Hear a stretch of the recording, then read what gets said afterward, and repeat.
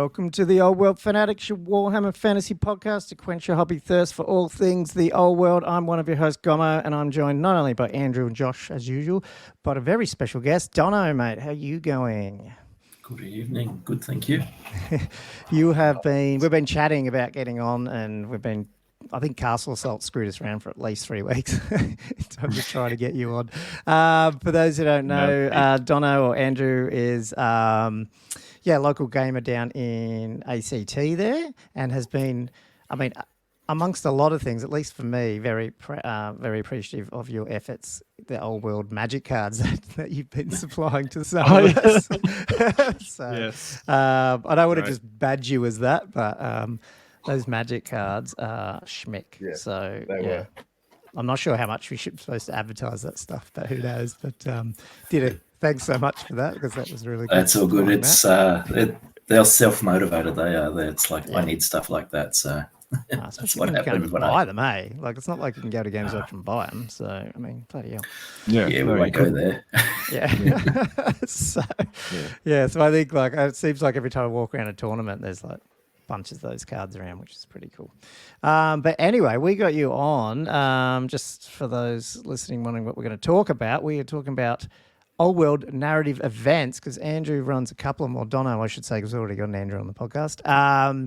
You've been running narrative events, and we'll get into your background and all that stuff soon. But I think, you've already run you've done one Old World narrative event, is that right, already? Yeah, I did one event at Anzac Cup, and I've run a small local narrative campaign at Small Worlds. Oh, okay, cool. And then you've got this new one coming up, which is in January, and we've got the player, sort of the initial player pack here to sort of hit you up with some questions. And really, I don't have a massive agenda for it.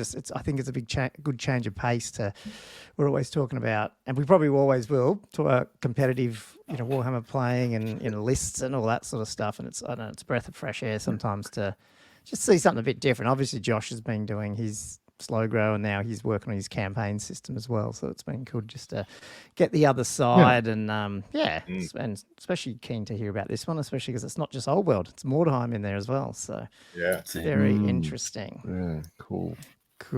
But before we get on, you'll probably just have to listen to me ramble for a few minutes here. We want to give a big shout out to our Patreons. So before we start, we just like to do a quick shout out to those guys and girls. They demand. That's right. They demanded a full shout out. Once I pulled it out, we got complaints, so that's all good. They help us deliver Old World products in, week out. And if you want to just check out what that entails, jump over to patreon.com/oldworldfanatics. You can check out the tiers over there. But as you know, you get all these benefits, private Discord channel and all that, but you also get our patented shout outs. So we have 3 new August members too that popped up last week. So a big shout out to them. Oh, really? Right. Edward Fawcett, Jaden Bradhauer, and James McQuellan. Now I think 2 of them may have joined last week, but on the free trial, and they converted. So we obviously thanks so much, that guys. Apart from those 3, we have 37 more, which is Liam Fallon, Tommy Kublin, Joseph Justice, Jay McBride, Flatwheel's Edge, Jim Wallace, Jelly, Herald of the Old World, aka Dono, right here, Keel Hurd, David Lancaster, Tom, Matthew Klein, Thumper, Matt Morris, Thomas Vavasow, Griff, Jess Tors, Wood Duck, Josh Griffiths, Ninanawim, Daniel Broadstock, Jonathan Wengler, Elliot Mitchum, Chris Turnbull, Gilthos, Draconos, Diesel, Cameron Atkinson, Denny Gamer, William Payne, Robert Z, Smudgy Stainwinkle, which I don't even know what that picture is. A smudge, but I don't. Oh, it's a very brown-looking smudge. Yes, so. Andrew Harris, Bobby Gerkin, Gunwich, Sean Ritchie, Todd Lloyd, and Chapstick. So, we've got 40 now. Thank you. A big thank you. Obviously, it helps keep the podcast running. As I said, check that out. Sorry, you're on. Can I just say, last week there was a different name, wasn't there, for that? Yeah. For that Smudgy Stainwinkle? Yeah. It was good. Oh man, cool. I can't remember. Because last time I missed an episode. You're right. It was the same. Hang on. No, but conspiracy, right? Yeah, but you brought that up, so now I'm thinking you deliberately did it to. Why else would you bring it up? It's exaggerating. It's clear evidence. Anyway, yes, we have done that while I was away. We have no internet access. Yeah, we have a very cool, for those who don't know, we have a Patreon very early on. What's that number? Member 8 or something, who tends to change his name every week. And I have no idea who it is. And I don't really want to know. But all good. But look, if you don't want to join Patreon, also check it out on YouTube. Hit the like, subscribe, and alert buttons as well, because we appreciate that. So without that, with all that done, let's move on. We've got some Patreon questions. We've got a couple little news tidbits, and then we're going to smash into hobby time and narrative events with Dono. So, Patreon question. Who wants to read the first one? From Sean, our other patron. Obviously, these are all patrons. Oh, yeah. Yes. So his question was regarding 6th ed and 8th edition. He said he's noticed a phenomenon online when people make comparisons to the Old World, that fans of 8th ed say that the Old World is like 6th, and fans of 6th ed say it's like 8th. What do you guys think? Are any of these comparisons fair? Bit of an interesting one. I guess let's go to the guest first. I definitely think you got. Look, I haven't played a whole lot of 8th. We played a fair bit of 6th, but I would have thought that it sits closer to 6th than 8th. To me, I've always described it that it's a refined version of 6th with a lot of the elements of 8th brought back to it. So all of your additional units that were kind of started to be introduced in 7th and 8th that kind of fleshed it out and made it a lot more fun, I thought, have now been brought back into a refined 6th. But that's, I didn't play 8th that much, so good answer. Yeah, good answer. Very good answer. I mean, Andrew, what do you think? Next question. Okay, yeah, we can move on. I'll have to piggyback off that. That was It pretty much is. It's like 6th edition Ancients plus with some units that were in 8th. So yeah. Yeah, I mean, do you think it's the way that people say it's more like 8 when you're playing 6th and they go, oh, it's more like 8th, like pushing the other way? Is it the impression because of that you do have more fleshed out army? Well, no, not Linehammer, but that there is a lot more army books and depth in that side of things. So maybe that's partly contributing to why there's that impression about it. It is funny when you think about it. There's not much. There's not much in 8th, is there? Like, what's from 8th? When you think about it, apart from like monstrous infantry and cav and like, the different types of units, I don't know what. Yeah, I think it's mainly the units, isn't it? Like that's actual game wise. When you think much about else it, there's the not game. really anything. It's kind of funny. But anyway, all cool. But Plasman said, because I'll do the campaign one last actually, because Plasman said I got the new AOS box for the Skaven, of course, and as a flick through the fluff book, and AOS fluff is almost good. Quite fun to see that what the old characters, now gods, got up to, even if the day-to-day physicality of the world still seemed poorly established and communicated. Have you read any of this stuff or later stuff? Any impressions? I haven't. I'm not familiar with the latest AOS fluff or any of it, to be quite honest. No. Maybe I read a bit when it first came out, but I haven't really. I honestly. Oh yeah, I definitely tried when it came out, but I went little. Andrew, you're the AOS player. Nah, it is actually pretty cool. Right. No, I'm not the AOS man, but probably I've clearly played the most. Yeah, you've got more of an educated opinion. Yeah, but no, the books are cool. The General's Handbook as well sort of sets the scene. I do like that. So it gives you like a timeline and things are changing. So it does seem very dynamic, and the characters are pretty cool. The backstories, the novels, I do like that aspect. It's just there's a lot going on, like with the different kind of realms, the mortal realms. Like it's very that real high sort of fantasy, like almost a bit too high. But that's a different question. But well, I think that's what's turned me off. I shouldn't say turned off. I'm just not interested, to go in. But having said that, the point about like the old characters and stuff, I think that's interesting because didn't we have a discussion a little bit about this, that like the Go Trek novels not too bad, or the Go Trek novels that are in AOS, which I thought, I should go pick them up. Okay, so maybe I'll do that and I'll report back in like 2 years when I've finally done that and read them. Dono, have you done any AOS or how's that? No, I was tempted when everybody was wanting to play kind of take a break from heresy and that sort of stuff, and wanted to play a bit of fantasy. Then we were kind of looking at it, and I looked into the lore of like what the vampires and that sort of stuff became, but it was too high fantasy for me. I prefer the medieval style of Old World and that, and then the aesthetic of the models just didn't grab me. They were just too blingy. It's almost like they've gone back a little bit, hey, on that though. Like it feels like the last like Cities of Sigmar, Skaven, they're looking good again, and you're like, oh, maybe. And even with City of Sigmar, I feel like that should have been the flagship race like they are anyway, and I reckon it would have been even more. I don't know, might have taken it did take, so don't get me wrong, but like I think the people who haven't taken it up might have jumped on it even more with the like just because you just can't. You need humans, you know. I know that's it's certainly bigger than I thought it was. It's its own game now. Hey, it's good. Yeah, it was 300 players at CanCon or something like that this year. It was huge. Yeah, no, like I mean, this is the thing. That's why I think it's good now, because it's you don't have to have these fights and have your own communities now, you know, which is good. So hopefully, maybe that's the thing. Maybe I should get into it at some point, but we'll see. Fargrim the Exile. So this will lead on not totally into your narrative event stuff, but it sort of touched on that, which is if you could write a release, an official campaign book for Old World, which battle campaign would you base it around? For example, the Rise of Nagash, Vampire Wars, War of the Beard. So, who wants to go with that one, Josh? I don't really have anything that comes to mind immediately.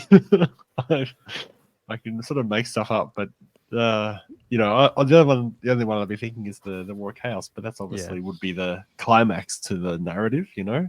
I don't really have a good suggestion, to be quite honest. Yeah, it just feels like they're all very time based around this time, and as a result, I don't really know everything that's happening. I'm sort of excited to see. My view is hopefully we do see them, but it's a new thing that we didn't actually really know too much about, you know. Well, it probably won't happen until after the Arcane Journals are out, or surely that would be the next thing that they're going to start publishing, one would hope. Yeah. Which would be cool to see. I mean, the only other thing I could think of, which I don't know what the name of it would be, but the whole, what are some of those battles or campaigns that have been happening in the Empire, you know, for them to be having the civil wars and fights, you know, where it's almost like Empire on Empire. That would be sort of different and interesting, even though it's all one race. That'd be an interesting take if it was just on one race. They did a whole campaign book. Maybe pulling in different alliances and stuff, but I don't know. Unless they do like a really thick Arcane Journal where they have that in the Arcane Journal. I was going to say, is Empire due to be like the last one according to that hypothesized roster?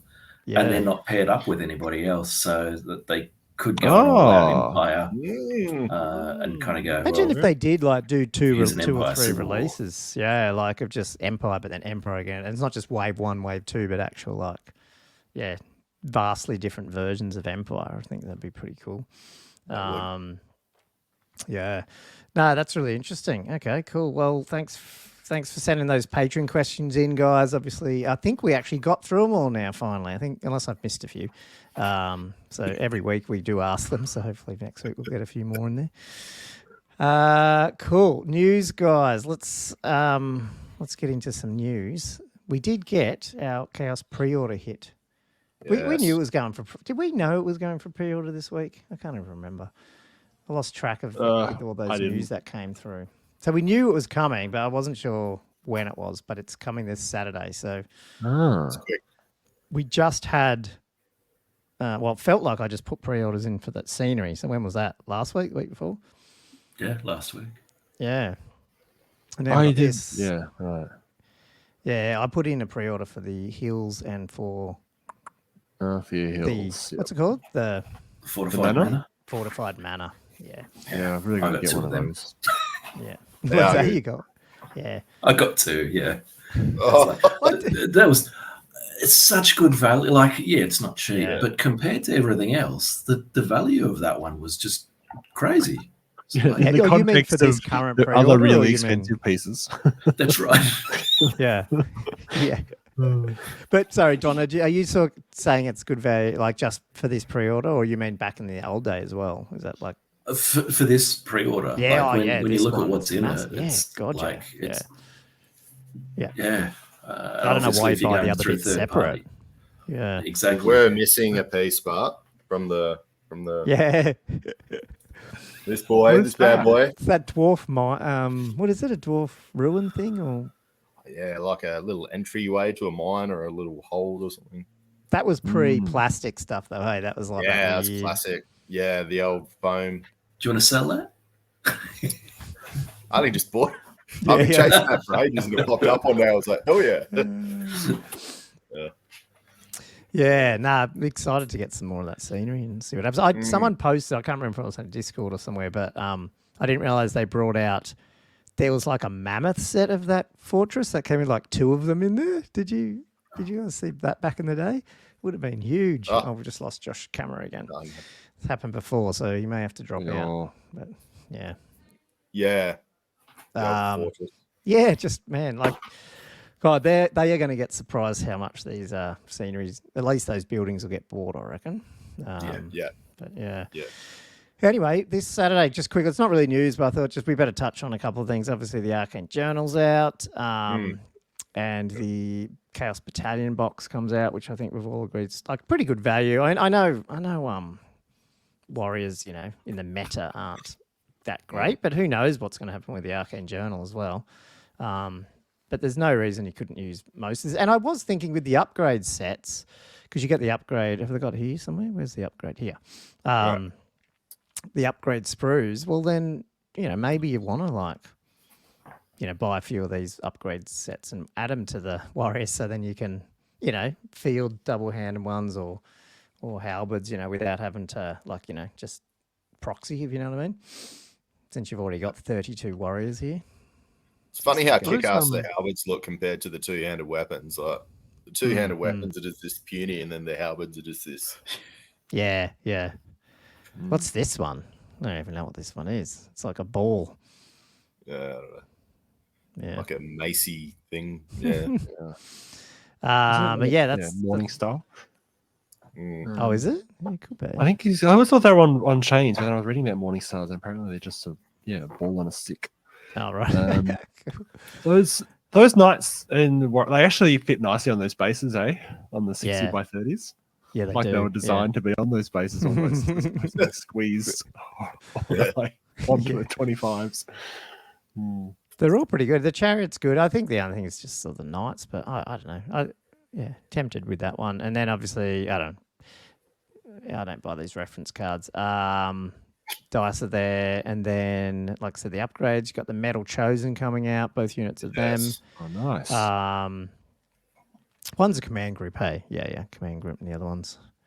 And then you got all these classic ones coming. So the one I'm very interested to see what happens with this guy, because I think we brought it up the other day. He's still on for sale as an AOS model. So I can't remember what he is. It's something like $85 Australian or something, right? So I'd be very interested to see what they do.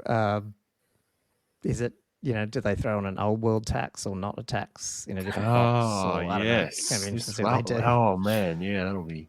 So I'll have to... Don't quote... I might have got that number wrong, but I did skim it the other day, and I was like, okay, I have to write that down. And let's see what happens on Saturday. It'd be so funny if the same model is in the store in a different spot for a different amount. Wouldn't surprise me. But...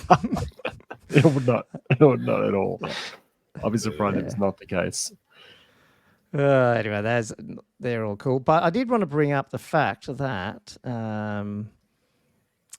made a mistake apparently here. They were saying that this guy's plastic, but he's not. Hey, he's resin, isn't he? Fine cast.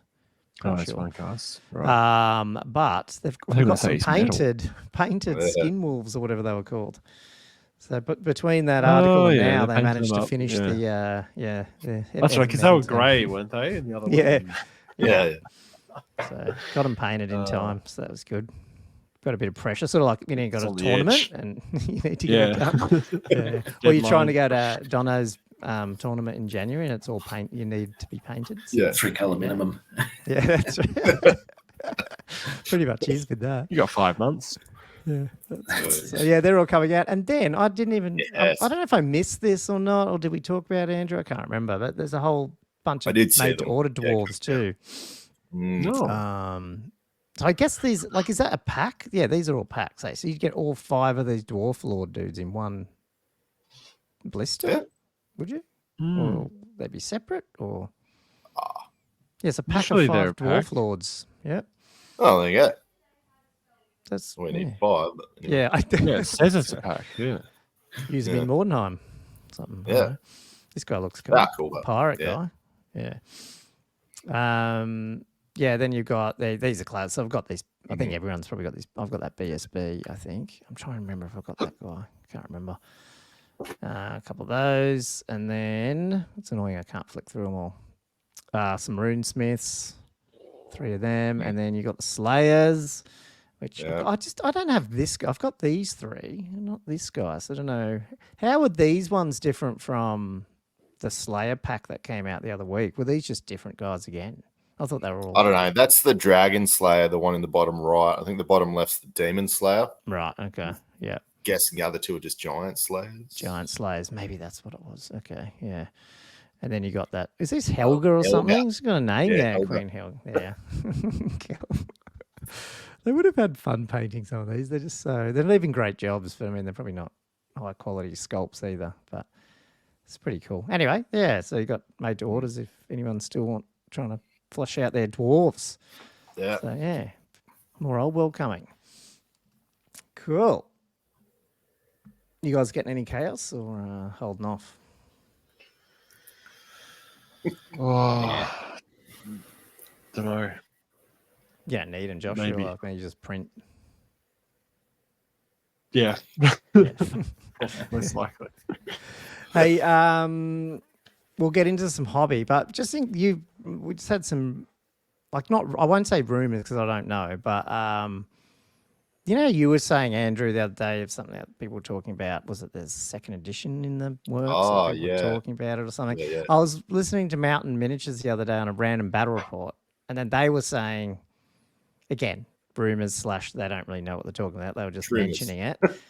That yes, they heard it was a 2nd edition coming, and it's going to have a launch box with both plastics, the new armies, which I didn't even think of at the time. And I'm like, oh yeah, that would be friggin' massive. Kislev and Cathay in a box to launch 2nd edition. Oh, yeah. Well, yeah, that would be hectic. Wouldn't that? That would just, My God, that would. you couldn't print enough of them, I don't reckon, No. if you did that in a launch No. box.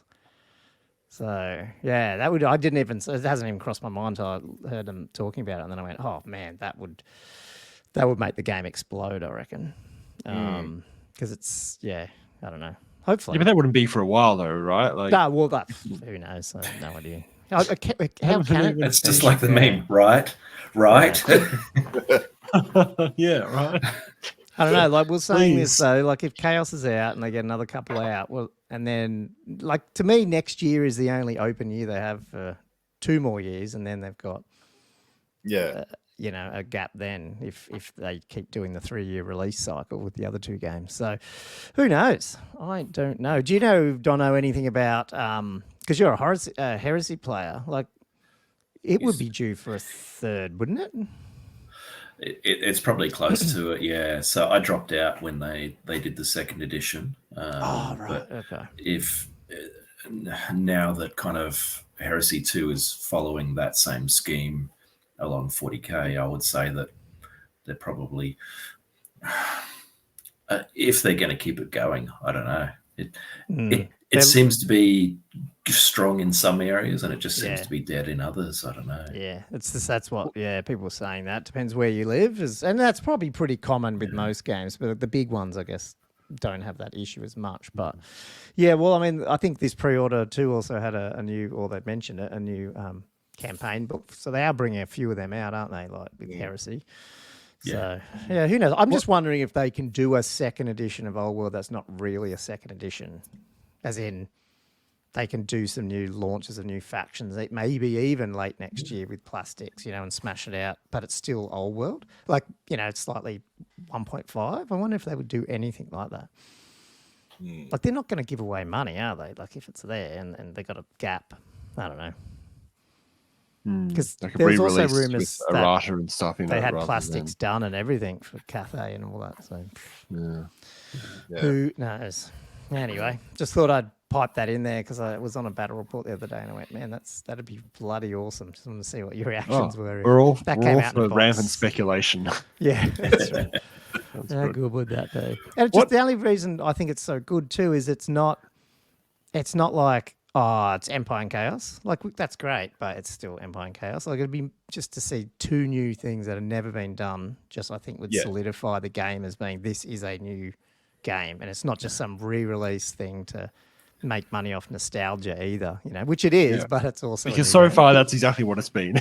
Yeah. That's what it is. I'm not against that at all. It's awesome, and it's a great way to make money too. But do both. Cool. Anyway, enough of my rambling. Let's get into hobby time and then smash into the topic. So, Josh, I'm assuming you have done so much. Well, I have more than you think considering I've been away. But I was going to say. But it's supposed to be sarcastic. did we? I can't remember. Did you actually talk about the tournaments last week? By the way, we probably kept skimming some. I thought we mentioned. No, did you mention the one of them. Victorian ones? Yeah, I think we mentioned them briefly. You did? Oh, okay. Yeah, I wasn't sure. Yeah, because I couldn't remember. Yeah, okay, cool.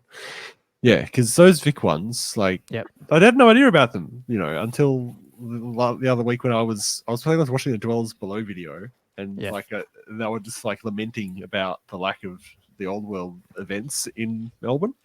And then one of the comments was Jordan Newstead was like, actually, we're running some, there are some tournaments happening, and he was like, there's one in Shenstone Park in October, and I think Miscast Misfits in Southeast in Limbrook are doing another one in early November as well. So there is some stuff happening. Yeah, that's cool. Still a lot of 6 Ed, which I'm which you're at least partially responsible for. but, damn Josh. But there is some of the old world going on. But I'll go through the hobby because I was doing stuff. I mean, partly it's because also I wasn't here last week, so a lot of the hobby stuff is from a couple of weeks ago as well. But the last time I was on, I quickly announced that my new printer arrived, and I've been using it a crap load. Pretty much since it's arrived, I've just been having it going, printing. I just there's just so much I need to get done to get this ready for the campaign. All these NPCs I need to print. The mercenaries need to get going. There's all these little bits of terrain I need to work out to do as well. Like I got a shipwreck STL I need to print off at some point when we get around to it. So. But that printer is so much better than the Mars 3. So much better. It's so much bigger. And the cure machine, because I had never had a wash and cure machine, by the way, until I got that. The curing, it's so much more convenient than lying in the sun. Because especially when I'm printing like movement trays and that type of thing, when they're flat like that, when I put them in the sun, I've got to make sure I rotate it periodically. Otherwise, the whole thing just curves, or I need to boil it so that I can flatten it out again, which is just a headache. When you put it in a cure machine, it just cures like 4 minutes. It's all done. Yeah, they are good. It's pretty cheap, isn't it? Yeah, the 2-pack thing is just a couple $100, I think, wasn't it? Or 300. Yeah. Something like that. It's a good little assembly line. Yeah. So I'm getting the minis together. I've also got to print off some coins because there is a currency going on, so I need to get some of those going at some point. And I've got to work on the tiles as well. So the tiles is something I'm planning to sit down tomorrow and really try to get that map sorted out. It's a lot of work. You got to actually paint them as well, hey? Oh, I'm not sure if I'll have them painted before the start, but I'll be painting them. Okay. At least if I get them ready and have the layout and have it functional, that's like the main thing. Fair enough. To go with the shipwreck, by the way, I actually emailed Deep Cut Studios because I saw they had a shore mat, like a beach mat with a shoreline that ran through the middle. because I was thinking about, because I got their rivers, and I was thinking about, I wonder if they can get a strip that's like a shoreline, because some of the scenarios, like if you're playing on a coastal thing, you've got like a 4-inch like edge of coast. So I was like, what if you can just get like a strip of mat that you can just roll out and just be a coastline, rather than just having it as a conceptual thing? Yeah. And they're going to do it for me. You know, they're actually. I'm like, can you just print off that like a foot long strip of that middle of that mat for me? Yeah. And then you can put it on any table. Then you can put it on any table and just have a shoreline. That is really good. Which will be awesome. I think it was like €50 for each of them, but you know, I don't care. Have you actually ordered them, and are they coming now? Or yeah, I paid for them today. Damn. Because aren't they the dudes that had that different mat that I was talking about wanting to get? Which Is one? that those guys? Oh, like sort of like your old, actually, like one of your ones that's got sort of the village trail. Oh, yeah, yeah. Well, yeah, they've got some really good village mats. I'll probably order another one at some point. But yeah, that's cool. Doesn't matter. The only thing is really the postage from here to Newcastle is also going to be a big headache. These things are quite large. True. They're quite big. Yeah, that's true. And there's not much of a discount. I think it's €40 for postage for one thing, and it's extra €20 per item after that. So it's not really. God. Yeah. It's you do it because it's nice, but the cost of it's pretty substantial. One thing I was doing a lot of while I was away was doing list building, but for the Canberra 6N. Yes. Man, the way I've got that, the structure where you've got a core army of like 1250 points, and then vanguard or rear guard of 750, 550. It's like it's done my head in a bit, because it's like, how do I get this structured? Because like if I want different units for different scenarios potentially. Or if do I always want the Cold One Knights available, or should I just put them in the aggressive list? Do I have enough space for other sort of chaff and stuff? It's really interesting, actually. So I ended up spending ages doing it, and then I've ended up in a hole where now I'm like, maybe I do want to actually put some Chaos Knights in. Maybe I do want some Marauders. I want to get some of these guys ready. I'm really just making it harder for myself, because I'm like, I thought I had all the Cult Smash done, and I didn't need to sort of add more to the army. But suddenly I'm like, it's never done. Dig deeper. Yeah. And then this weekend we're going to Cloak and Dagger, the 6Ed tournament, just a one-dayer. Yep. Nice. So who runs that? Is that Ben? Does he run that, or is it? No. So Ben runs Uprising in Ballarat, which he did in March. So the winner of that tournament was inspired to then run this one, basically. Cool. So it's being run by Hugh Evans. Cool. So I think there's about 14 or 15 sign-ups or so, which is not bad for a random 6Ed tournament at this point, given the popularity of the Old World. But so that'll be a bit of fun over the weekend, and I think that's it for my hobby. I think I've been rambling on for long enough. Cool.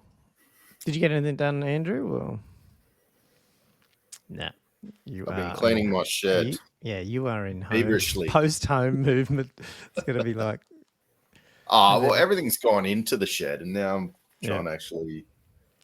Yeah, but I'm trying to get my hobby space still sorted. But yeah, it's a piss poor excuse. But I do want to collect something that you have kindly printed. Oh yeah, I printed 3. I was going to start. Yeah. Yeah. No. Yeah. Well, people obviously heard the possible lists from last week. I was playing with, but I'll hopefully pick those up in the next few days or whatever, and then start painting those. Cool. That's good. What about you, Dono? How's your hobbying going, apart from doing narrative event prep? Although it sounds like that's mostly sorted, maybe. Yeah, that's getting underway. It's good, but I'm actually doing a bit of painting for the first time in a very long time. Doing some palisades. Yeah. Oh, nice. Doors open. Even open. Isn't that cool? Open the door. I've got Love it. 4 foot of them. Oh, It's a Mordheim table that proper. I'm making. So Yeah. Oh, the nice. entire table's surrounded by palisades. Then there's watchtowers, and then there's like a heap of like army tents, Oh, yeah. that sort of stuff Yeah. sitting in there. Yeah.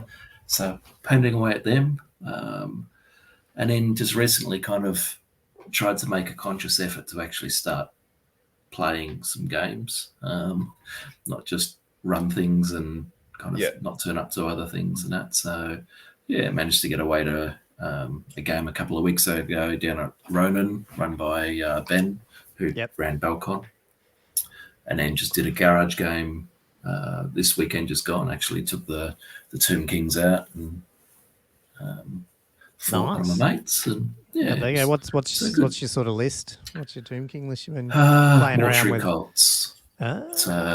Built it completely on mortuary cults. Yeah, so lots of constructs. 2,000 points. We had 40 warriors, 20 archers, 2 skellies, 2 lots of 4 shabtis, a unit of 5 necroserpents, and then some HQs and that sort of stuff. Managed to pull off like the optimum beautiful ambush, rise from the sands with the necroserpents and make them attack a unit of dwarves. It's like, take 15 initiative checks. So that's not good. Yeah. Ouch. But it's so situational because if you don't start rising them turn 2, then they can start coming in from ambush. So you're normally not in a position to start summon them up turn 2, but if you're lucky with your ambush, they all come on turn 2, and then you've got nothing to rise. So because it's not a choice thing. If they're in ambush, you have to roll. But it was good fun. And I feel like that should get FAQ'd, but it's a bit annoying. But it's probably right. I don't know, but it's a bit annoying. Yeah, that's written. That whatever that the attack is called, it needs to be fact. Like just removing them as a casualty is just too brutal. Like 15 initiative checks on a dwarf removed as a casualty, so no saves. It's like that's a little cruel. It's frustrating because at the same time, though, like if you're picking your list, you're sort of going, well, if I'm not playing dwarves or maybe orcs, ogres, I'm not killing 15. You know what I mean? Like I'm not. That's right. Because like if it's elves or whatever, it's like. So I don't know. It's on one hand, it's because it's an initiative check. It's not that bad, but if you're hitting those ones that are bad, then God, that's It's a bit A30 that. Yeah, a bit purple sunny. Like the whole purple sun. You hit his hammers or something like funny, that. Josh. It's like that's what they took from 8th. So but it was good. So been lots of hobby, lots of gaming, which is good. So. How many? Well, actually, I'll ask you a little bit about your background because I didn't really intro. I was just going to wait until we get into the topic, but I'll ask you about your armies coming up. Actually, I'll just because we're going to get to that. I'll just quickly. I didn't do much. I was away for like 5 nights. Didn't get a lot, but I did start because I should be getting a game on Saturday. I think it is against the Brett player Cam that I played last. Was it the last game? Yeah, it was the last game in Castle. But I'll Castle. That's awesome. Yeah. Had you played him before? Did you know him before Castle? No. I love it. Castle Assault Friendship. Merriweather. It's a beautiful beauty of tournaments. But as a result, I have been trying to make an effort, although I haven't had much chance this week to start rebasing my orcs or redoing them. So I'm starting with one of the wyverns and stuff. But then I did want to get into my empire a bit because I'm not going to rebase. I probably will rebase the empire at some point, but that's like almost the whole friggin' army. So I figure I'll go with the movement adapters for now. But any new stuff I do, I'll just start bringing it on to bigger ones and see how they go.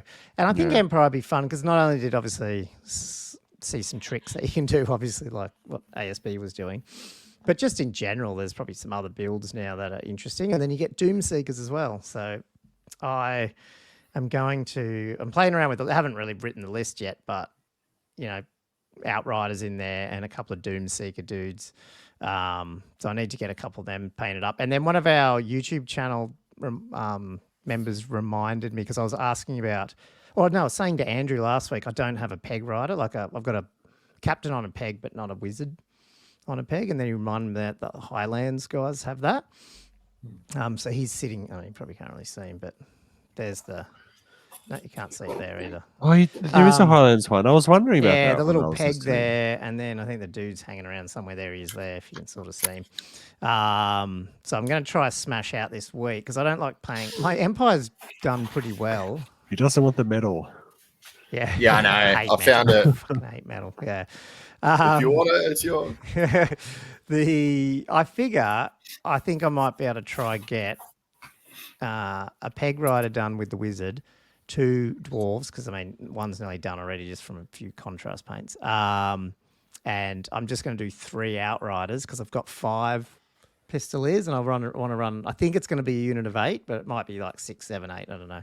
But I figure I'll just proxy the pistoliers if I've got a few of the outriders in the front type thing. Or not front, but they're skirmishers. But yeah, so I figure I'll do a little bit of that just to paint this week, and plus get a chance to sort of. I get the trick here is I'm going to contrast paints from my old style, and I want to try to match something that works but doesn't, that I can do quick, that type of thing. So I'm just going to play around with that with the pistolier or the outriders and see what I come up with. So, and if I can do that, then I'll just have an army that's fair bit of infantry. So it's not going to be ideal. It'll be I don't know, maybe it'll be okay. Fair bit of 8th type stuff, infantry. Demis, some cannons. So no big. I'm not going to take the Griffin because I don't have them painted. I just want to take I'm thinking it's just going to be magic heavy with some Doom Seekers in there to try and dish out some damage and see what happens. It's a bit of fun. So anyway, I'll try to sort that out this week, and that way I've got an Empire army that's based up. When I say based up, because I want to make sure I've got the right movement adapter trays and all that I can put them all in, and the magnets are the right way around and all that crap. So anyway. Getting to that should be fun, and Lou's playing Empire as well, so that'd be cool, as you do. Anyway, let us get to. Yeah, I feel like ASB's example is a bit unique. I'm not going to do what he is, but I do. Sean, I was talking to Sean, one of our patrons, and yes, that flying 12-inch Doom Seekers would be fun as well. So 24-inch charge or whatever on a Doom Seeker. Cool. Right. Wow. Yeah. Like I said something like this the other day, but it's just like, should we really be having marching columns that can fly? Yeah, I know. It's a bit dumb, isn't it? Yeah. I always feel like it should be infantry and that's on the ground. It's just. I struggle. Yeah, well, this wouldn't be marching, point. But yeah, that's true. We'll see. I'll have to play around with different armies, but I feel like I'd be fun having the sort of battle magic wizard on a peg too, and flying around and shooting stuff. So just see what happens. He probably doesn't want to come in contact with the Duke on a peg, but anyway, that's all good. Cool. Let's get on to Dono, who has come on to chat about Aldium in Flames. I guess is the name, isn't it? Your tournament. Firstly, big thank you again. But do you want to give the listeners? Probably should have done this at the top of the show, but that's all cool. A bit of background on how you ended up running narrative events, and your background just with Warhammer and that sort of stuff in general would be cool as well. Narrative events. All right. So I started running narrative events over a decade ago. We were playing Apocalypse, 40k Apocalypse. So there was a group of us that were playing Apocalypse so regularly on a monthly basis that we'd smash through 2 5k games in a day. Basically, we stopped using infantry and that sort of stuff. It was just all vehicles and super heavies and Titans and that sort of stuff. And over the course of a few years, we built a pretty big narrative in a made-up area. And that basically transitioned into 30k when the Horus Heresy dropped in the Black Books for the first time. And that's basically when I pivoted right into narrative campaign events and all that sort of stuff. So I would run a local campaign on a monthly basis in Canberra, which would be just a continual running, either a campaign. Each year would be slightly different. So you'd have a campaign map or a story arc or a branching tree. We'd experiment with the different kind of campaign types. And that kind of, after a couple of years of that, I then ran what was the first of what's called the Act of Heresy series. So that was a big national event in Canberra, and it was a big 2-day narrative event run over the same weekend as CanCon. And basically the entire kind of intent of this event was to create a baseline of a story. So we'd set it somewhere, would create a story with what happened at the event, and then there would be follow-up events all around Australia that would follow on from that narrative. So their event would carry on from there. What happened at their event would then build on the story. The next event would then carry on from there. So some of the events would only be small. So whereas my event would be on 3 different planets in a system, the next event was on a space station. So it was just on a space station. But what happened there was the space station then dropped out of orbit and crashed into that planet. So the next event was on that planet with the space station crashing into it. So it had rules for like debris landing on the battlefield. And then the next one was on a different planet. And so that set kind of a continued... Who organises that? Is it just the people who put their hands up to run the events? Or was it you? Yeah, so very early on into the Horus Heresy, there was a group of event organisers kind of started standing up in Canberra. So I was in Canberra. Tim and Michael from the Eye of Horus were up in Brisbane. Adam Wiseman was in Melbourne and a few others and that sort of stuff. And we just did a lot of communication with each other. So we made the conscious effort that the first big bunch of events that were run in Australia would be narrative events and not tournaments. And so we wanted to set the precedent that 30K events in Australia were narrative based. And so that showed people that the event could be run as fully narrative, as storylined, without without podiums, without rankings, that sort of stuff. And it took off from there. So Act of Heresy ran for 5 years. So the first 2 years were kind of unique storylines for each year. And then the last 3 years was one massive story arc over the entire 3-year set of events. And then fortuitously, unfortunately, Act of Heresy 5 was just before COVID. And that was basically I decided, well, I want a break now. Like I've been running events for nearly a decade. Someone else can step up. I want to play in some. And then, a few months later, COVID hit. Okay. And then basically, I wasn't a massive fan of Heresy 2.0. I didn't like the direction that it went. It got 40K-fied a little bit for me. I also was potentially a little bit burnt out, so I just took a break. And then kind of we played a bit of BattleTech, played a bit of 6 Ed, played a lot of Mordheim. And then as soon as Old World started kind of getting confirmations, it's like, all right, going into Old World hard. And spoke to kind of a few people who I know were narratively minded and that sort of stuff. And I said, okay, I want to push it hard for 2024 and 2025. And I want to try and set up what we did for Act of Heresy. I want to set up like a really big narrative foundation and then try and do spin-off events and build on that story and go from there. So I love it. This is where I am now. Yeah, cool. So, like, I've got a couple of questions out of that. One is, well, just to stay on the Old World stuff. This one, and it sounded like the last one, were run alongside CanCon. So, is that a deliberate thing in the sense that because you find people are competitive if you go to CanCon, and then they've got something else to go to, or is it logistical or like? Yeah, so CanCon leans, well, in my opinion, CanCon events lean towards the more tournament focused, because you've got a smaller area to play in, and so you've got the regimented tables and the formats going through.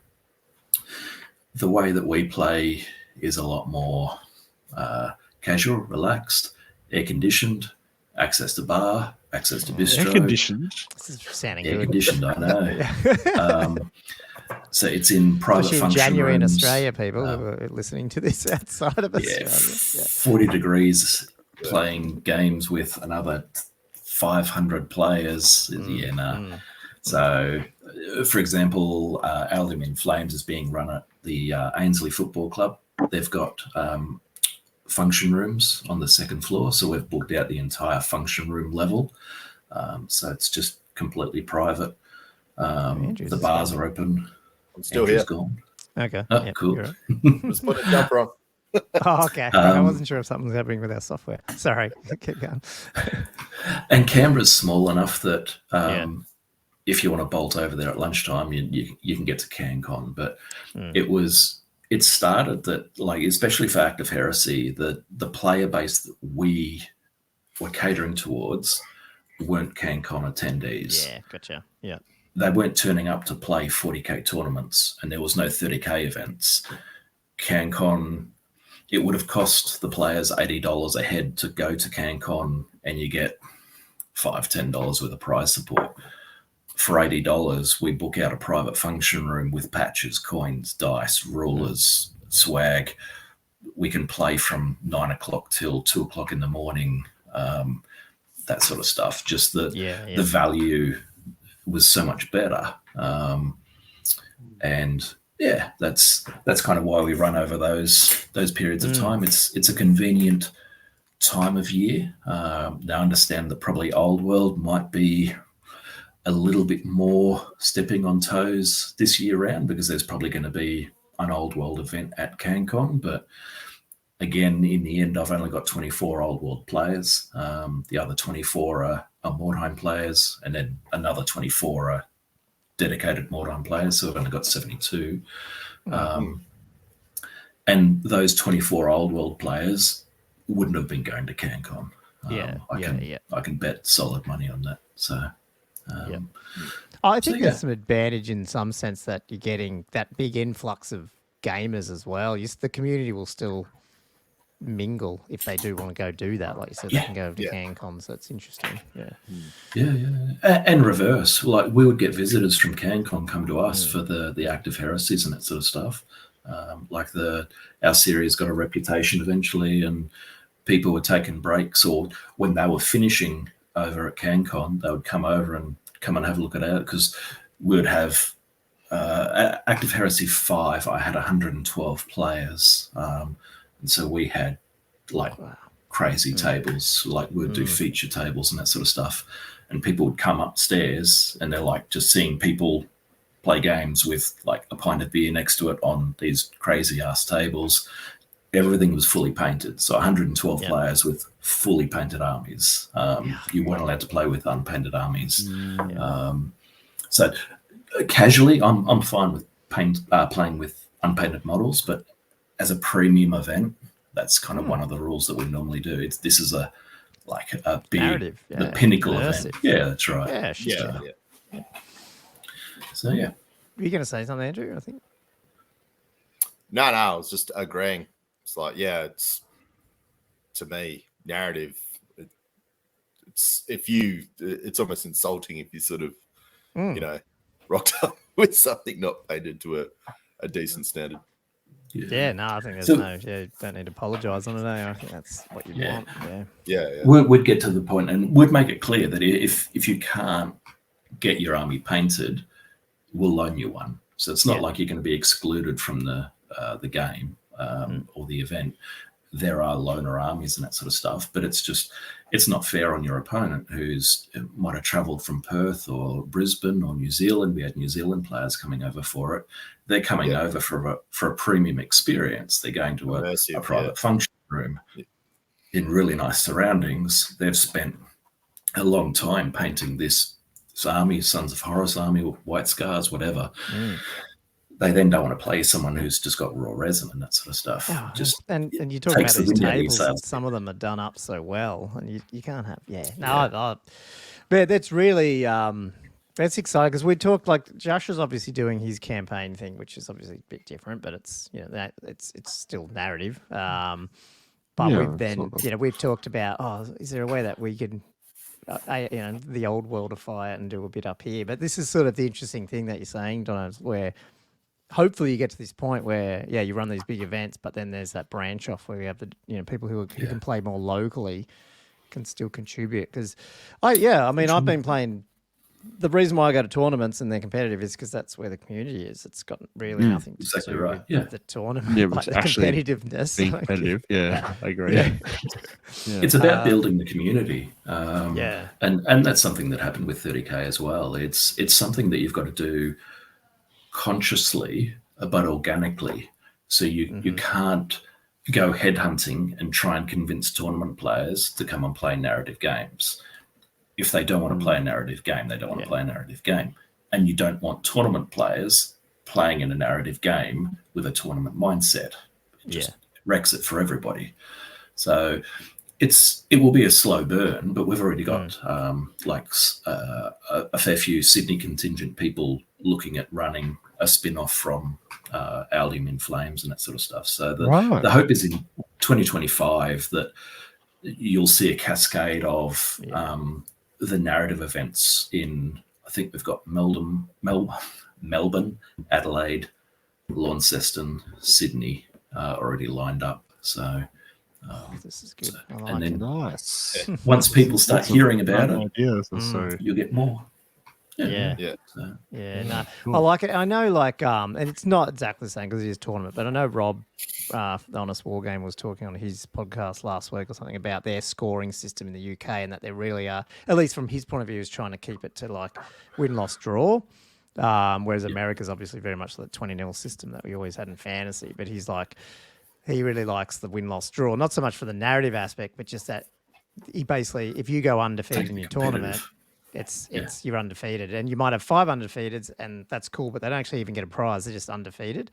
And so it's taking away a little bit of that whole it's more about winning the game, but not just destroying your opponent. Which again, it's not narrative, but it is it's a different mindset. Whereas this 20-0 system occasionally does lend itself to just people going, okay, I need a 20-some people to get ahead, type thing, which is fine. There's nothing wrong with that. But it would be refreshing to have more options, and I certainly didn't coming into this later, like in terms of competitively in 8th edition.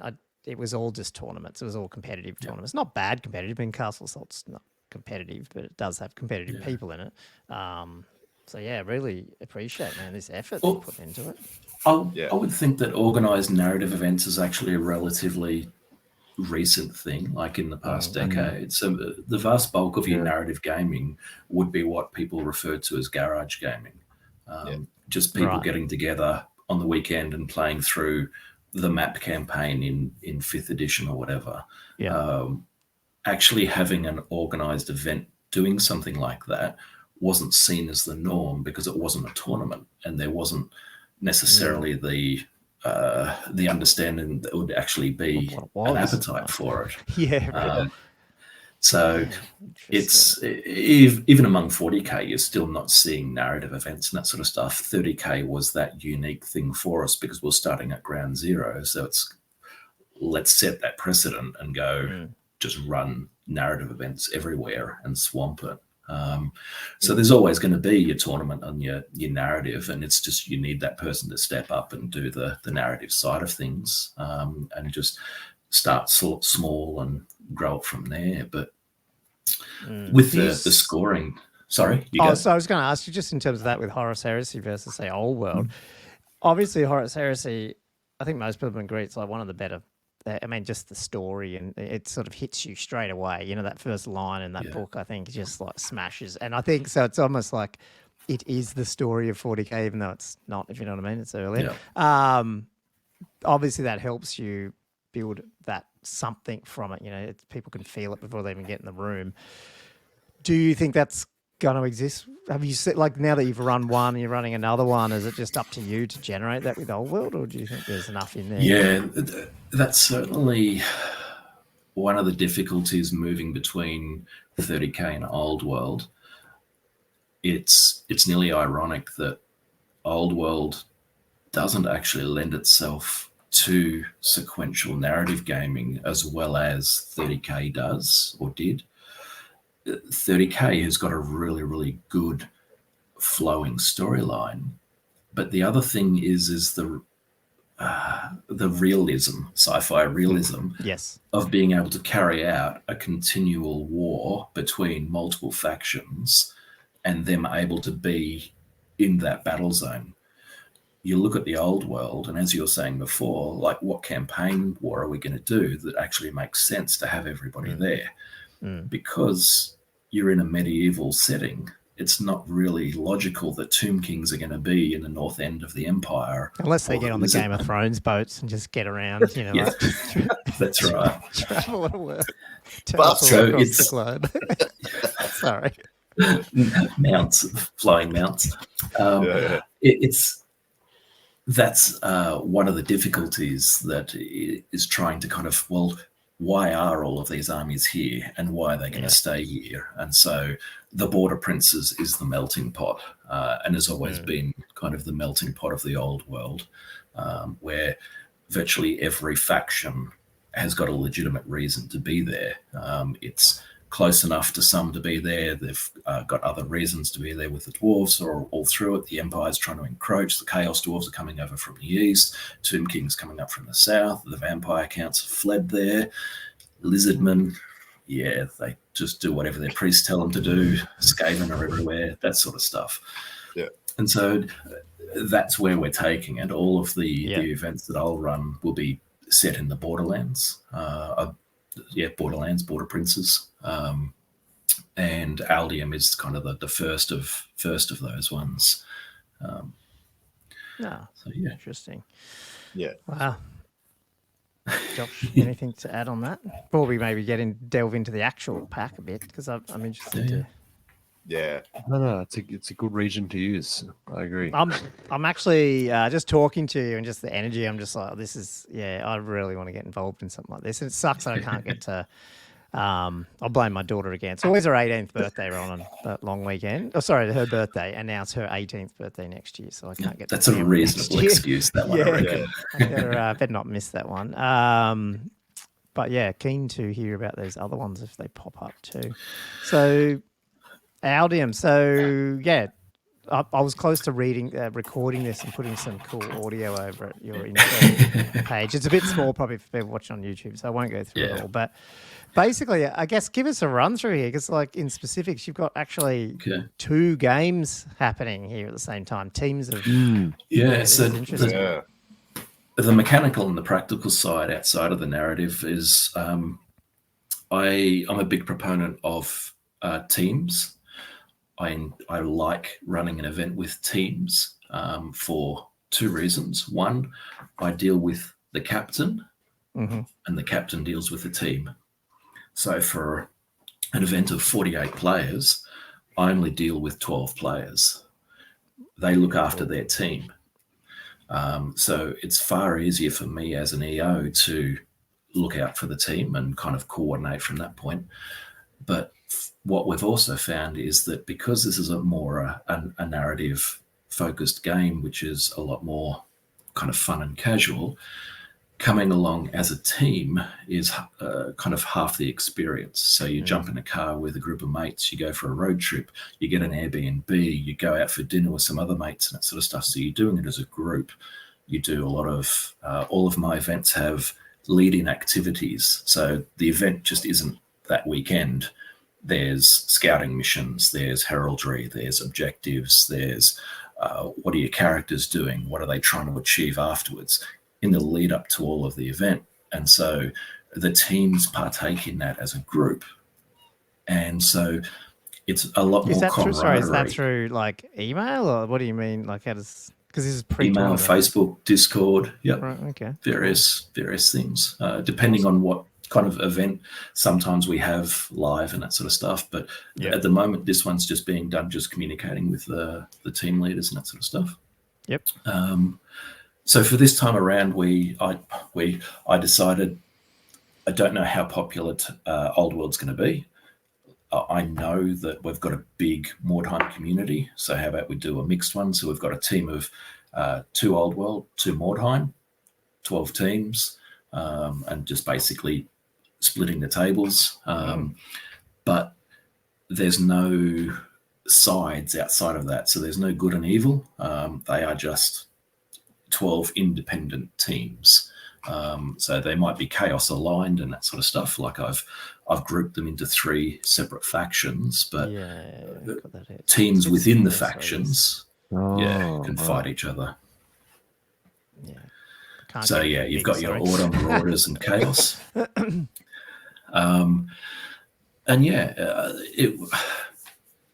It's kind of, it's again, the teams are trying to start creating the narrative and creating the story before the event begins. So you should be trying to get a team of like-minded or like-themed armies and that sort of stuff. So you don't have like a carnival of chaos with Bretonians and lizardmen and that sort of stuff. It's like, what are they doing there? So we've got one team that is just all greenskins. So 2 Old World greenskins and 2 Mordheim greenskins. There's another one with dark elves and vampires. So they're all trying to keep to a theme, keep to a focus, build a story about how they came together, why they're doing it, and that sort of stuff. So, what was there was a mention here about you could go up and down by 1. Was that sort of to do with, like, if you're Emperor or Man, you can have Dwarf Treasure Hunters, Kislevites, Shadow Hunters, and Mordheim? Is that how it works? Something like that? Yeah, so for example, if you've got 3 Dark Elf players and you've got 1 Lizardman or something like that, you can drop the Lizardman down to Marauders, but you couldn't drop the Lizardman and join a team of Chaos. So there's flow and overlap, but there's got to be justification. So that's kind of like you can't have witch hunters running around with like just dark elves and that sort of stuff without a really, really good story backing it. It's a little, so Empire could be bordering on like Renegade Empire. Vampire counts could still be very honorable Bretonians and that sort of stuff. So it gives you that flexibility to kind of go one way or the other. You can't go right, and it also opens up a little bit more options for players and teams to put together, but still trying to keep within a theme. The nice little flexibility, that's really good. And we changed, we don't go by the rule book allies, so we've just said you can basically go with, you can draw allies from your faction group, because the allies in Old World are a little bit weird from my opinion at this stage. They haven't been fleshed out very well. So if you're do you expect people would bring them, or like, because I guess narrative is, they're not bringing them really for competitive advantage, but given that they're already got a team of 2, so some are bringing allies for the narrative reason and that sort of stuff. So for example, I've got one player who is primarily Bretonian, but a small contingent of vampire counts. So it's basically, in a previous event, one of his detachments got absolutely smashed by vampires. So he's running the theory that unit has then been converted, like been vampired, subjected to vampirism, and it's slowly starting to take over his barony and that sort of stuff. So after this event, if he gets smashed by vampires another few times, or if he loses events, each time he loses games, the vampires get more power because they're getting the dead and that sort of stuff. So that's just his army. That's his army's story that will just continue. And then in 3 years' time, he might just be playing completely vampire counts because his Bretonians have been taken over completely. So That's cool. Corrupted. that's right. So how? Yeah, no, you're right. Carry on. No, that's right. You go. Oh, I wanted to delve a little bit into how the Mordheim. I've never played Mordheim, by the way. Like I talked about this just in our green room, not that we have one. That it sort of came out right when I was, still dabbling in sixth in the early beginning of sixth ed, but then uni started, got married, all that sort of stuff. Life went crazy. So I always was on the sideline and seeing it. And then obviously you said it lasts like 3 years, and obviously it's been going great outside of Games Workshop. But, for me, it was never a game I got into. But I was into Warhammer Fantasy Roleplay back in first edition of that. And I used to, this is why I love this idea of, you hit it on garage gaming. For me, that was just teenage gaming. You played these games and then you didn't really have full armies anyway. So it was always a mix of roleplay half the time. And you had these characters that you had in Warhammer Fantasy Roleplay and you used to put them in your Warhammer army. And so how are you working? And you've explained it a bit in this pack, but it's pretty hard to read. So how does it work? Just because of the size, not because how you wrote it. Sorry. How did you? How does it go together with the two games specifically? So, fluff-wise, the intent of the Mordheim players are supposed to be operative scouts, hirelings for the bigger armies. So they're going to go into places that the armies won't be. So going into towns and that sort of stuff. Obviously, the army's not just going to walk into the town because they're fighting out in the fields. Whereas their Mordheim teams are going to go investigate the towns, go investigate the dungeons, the mines, and that sort of stuff, and do those sorts of missions. Mordheim itself lends itself to continued campaigns in the best way possible. It's got one of the best campaign systems that you can ever get because it's got experience, it's got skill progression, it's got characteristic progression, permanent injuries, capturing, death, all of that sort of stuff. Seeking rare items, you go to the marketplace trying to find rare items, buying that sort of stuff, going to the inn trying to find hired swords and dramatis personae, that sort of stuff. So while the Old World is playing their games, they'll have 4 games over the weekend. So morning, afternoon. If people want extra games, they'll have extra games. But officially, there will be kind of 4 campaign rounds. Mordheim will just play unlimited games in those rounds because some games of Mordheim can last for 10 minutes. You can literally go on there and you lose a couple of guys and you break. It's done. And that's just how the game goes. That's not detrimental. That's not a bad game. That's not a good game. It's just, that's a game. You met in the street, you fought, you guys ran off, you do your explorations, you do your injury rolls, you move on to your next encounter. The individual games aren't the important thing. It's all about the consecutive games of gaining the experience, what happens with injuries. I can almost guarantee you that half the players there, their best swordsman are going to lose an arm, or their best archer will lose an eye. It's always, this guy's my best guy for shooting. I've given him 2 black powder weapons. First game, he loses an eye, so he's -2 ballistic skill or something like that. It always happens in Mordheim. I see. And so what they're going to do is they will play their games. Part of Mordheim is searching ruins and that sort of stuff and getting treasures. Wordstone was in Mordheim, but when you go Empire in Flames and you take the game outside the city, they just refer to it as treasures. When they get the treasures, they'll be selling the treasures to their parent Old World armies, basically. So they'll be kind of giving them artifacts. Those armies will then give them gold to replace their losses and give them kind of coins to get weapons and everything. The Old World armies can use those treasures to hire mercenaries, dogs of war, or search for artifacts. And so the Mordheim players are kind of generating a revenue for the Old World players, and the Old World players give them gold in return, and every so often they'll get magical items and that sort of stuff. So Cool. And those Yeah. magic items and stuff that you can get back, say, to Old World, are they out of the book ones, or have you come up with the stuff, or you're still to invent them? Like, how does that? I think this time around, depending on how I go for time, as a contingency, I've got a massive pile of common magic items that will just be single use. So your potions, your scrolls, that sort of stuff. So it's like, okay, so for this game, you've got a potion of speed and a scroll of dispel or whatever type thing. So just things that aren't going to skew the game. So you're not going to have like dragon slaying crossbows mounted on Empire steam tanks and that sort of stuff that they can get. Just little flavor things that's like, oh yeah, and I've got 3 artifacts that my Mordheim team gave me. It's like, oh geez, I've only got 2. My guys will have to pick up their pace a little bit type thing.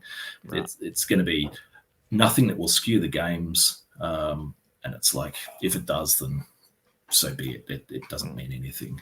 And then the Mordheim players, most of the time when you have a Mordheim event, there is no winner. There's no way to score the event. It's basically you play the game through until it's finished, and then people talk about how their young blood turned into a combat monster, then got a head wound and turned into a stupid guy that rolls stupidity every second time. But when he doesn't roll stupidity, he turns into a pit fighter that just minces everybody. And you get these weird combinations of things. And it's just half the fun of Mordheim is like finding out where your heroes evolve into. So we'll be leaning into that by Mordheim. The game is set after where we are in Old World. Yeah. So we've removed all of the Dramatis Personae out of it. There's no special characters in our Mordheim. And as these events progress and more events, we'll be generating new special characters from the events. So if someone has some random character that just, this guy did a diving charge off the tower, killed 3 orcs, lost his leg, but is now a combat master with twin blades. It's like, yeah, that guy's a special character. So from that point forward, other people can hire him as a special character, and he kind of evolves through the progressive events. So, yes, but and that's the bulk of like the people will play Mordheim just to play Mordheim, not to win Mordheim or anything like that. They just want to play it because it's a cool little story. Yeah, like you were saying earlier, that there's that Mordheim Italia. They had 300 players. Was it last year or something? Or yeah. So this year they're capping their players at 300, and they've got 3 areas there. So I think they've got like 200 players in Mordheim, and then 50 in Lustria, and 50 in Kemmery. All of the tables are then themed. So the Lustria tables will just all be jungle and temples, and Kemmery will be the deserts and that sort of stuff. It's well worth kind of looking them up. The tables are phenomenal. So it's not where we're at, but we want to eventually lean towards that. Yeah. We've actually opened up. We're about to do an announcement at the end of this month. We're running another event alongside this, which will just be dedicated Mordheim. It won't be as heavily narrative, and it won't be entwined with the Old World and that sort of stuff, but it's just going to be a 24-player Mordheim event over the 2 days. And that's going to be Mordheim Australis, and hopefully we'll kind of build that up to be one of the pinnacle Mordheim events in Australia that people bring their awesome tables to and that sort of stuff. We've had so many people asking us kind of where can we play a big kind of coordinated Mordheim event. So we'll try and see if we can pick that up and running. So yes, sweet. I love how you're just not sticking it with Old World, though. You're going to be running all these different. Well, Old World is certainly the passion. Really excited about Mordheim, guys. I'm sure you can feeling that. What's Old World? So the Old World side, I think, is going to be it's the hardest because it's really difficult to do things narratively during the game. So, for example, in 30K Horus Heresy, you had so many independent characters that we set up a system called the points of interest. So you would have your normal objectives and that sort of stuff scattered around the board, but then you would have random points of interest locations where you could split your independent character off and investigate it. And it could be a vortex explosion and they're dead in an instant, but it could be an STC cache or an archaeotech. It's harder to do that in Old World because it's not as flexible. The units are more regimented. So with your wheeling and your formations, 30K, you just go, I'll move over here. Everything could shoot, so they could still move over there and still take part in the combat. Harder to do that with a block of spearmen. You've just taken an entire unit out of the battle to go investigate a farmstead, which disrupts the winds of magic, and a big meteor lands on them. It's like, oh, okay, well, that just took out a quarter of my army. Cool. So instead, the way we're leaning is in the lead up to the event, I've released the map of Aldium, and there's 20 locations on the map. And I'm coordinating with each of the teams, and they have to nominate 2 to 4 locations and what they want to do at those locations. So some armies are going there to assist in, there you go. They might be going to assist in the defense of Aldium itself to maintain the Bretonian foothold there, or they're going in to conquer the chapter keep to dislodge them. So they might have defend Aldium, defend Vas Manor, attack Dilmark. And what I'll then produce from there is a series of objective cards for their particular team. And they will be campaign points and side objectives that they need to achieve during their games of Old World. Right. So it might be like line breaker, or hold a certain piece of terrain, or kill certain percentage of characters, a variety of things based on what their theme is. So if they're defending, they'll be more conservative. If they're attacking, they'll be very aggressive. If they're raiding, then they're going along setting fire to things. So as you play, you've got these cards and you're trying to, you pick 2 of them. It's like, all right, I'll try and achieve these 2 objectives in this game. Your opponent doesn't know what you're trying to do, and you don't know what your opponent is trying to do. So you're still playing, and there's still going to be an outcome. So we're going to use the old 6th edition draw, minor victory, major victory, massacre, and all of that sort of stuff. But all that determines is how many campaign objectives you can actually claim. So if you got massacred, that means your army's been virtually wiped out, and it doesn't really matter whether you did all 4 of your objectives. You don't have much of an army left. But if you only took a minor loss and you did all of your objectives, you're still going to get all of your campaign points, even though you lost the game, because you may not have been trying to defeat that army there. Yeah, you're not out just to kill them. You're trying to do that stuff. Okay. So we'll see how that goes. And the intent of that is that in all likelihood, at the end of the event, there will be multiple teams who have actually achieved their objectives. And again, there won't be one overall winner. There's no podium finishes or anything like that. So if those teams complete their objectives, then that moves the storyline forward. So if someone was trying to attack Aldium and nobody else defended them, and they were the only ones that scored campaign points to capture Aldium, then Aldium will Aldium's captured. Right. And that's how the locations kind of progress and move forward. So, and is it going to work? I don't know. Who knows? But it's cool to try. And I know you mentioned somewhere in here about like the monstrous mounts of characters. Where was that? I'm trying to find that. Is that a similar type of? It's just these extra things you put into the game, I guess. Where was that? It was here somewhere, wasn't it? Yeah, I'm really reluctant to invoke list restrictions or change the rules and that sort of stuff. In a hard and fast manner like that, especially for a narrative game. So instead, yes, Chaos Lords on a dragon are brutal, So there'll be a narrative, not penalty, but reward or demoralization. So if you're on a dragon, if you're on a monstrous mount and they get killed, you lose the ability to claim 1 campaign point because your army's been demoralized. They've just seen this massive dragon just be slaughtered on the field. So it doesn't matter how well you go and what other campaign objectives you score, you lose a campaign point because they're demoralized. Your opponent then gains 1 because of it's a great victory.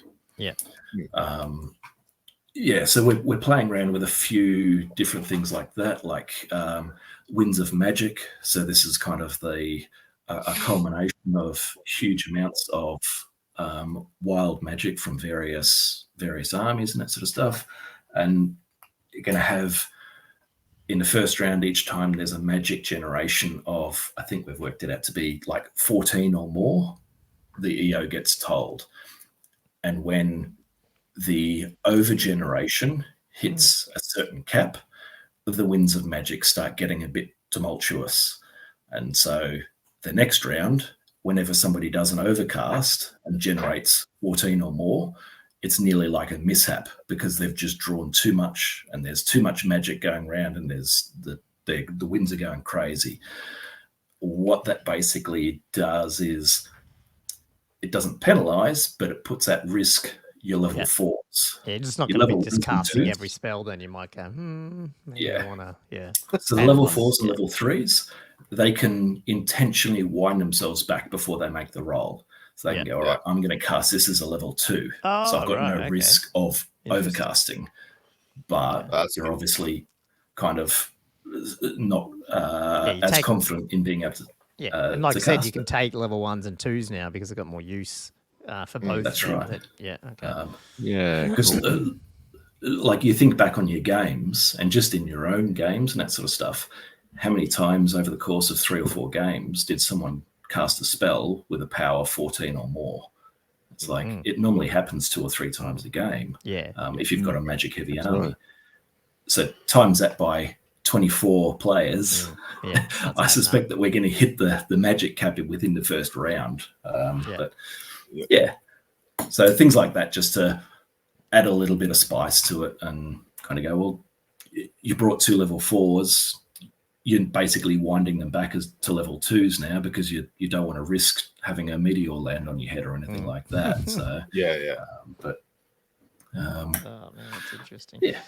I know this is back to Mordheim quickly, but you also made a couple little changes. Are they pretty common changes that people have been doing in Mordheim, like strength does not affect AP and stuff, or is that something that there's a few small house rules. The good thing with Mordheim is it's been kept pretty good over the years and that sort of stuff. So Tomas is one of the lead designers. He's still active in the community in the Facebook group and still interacts with people and explains rules and intent and releases content and that sort of stuff.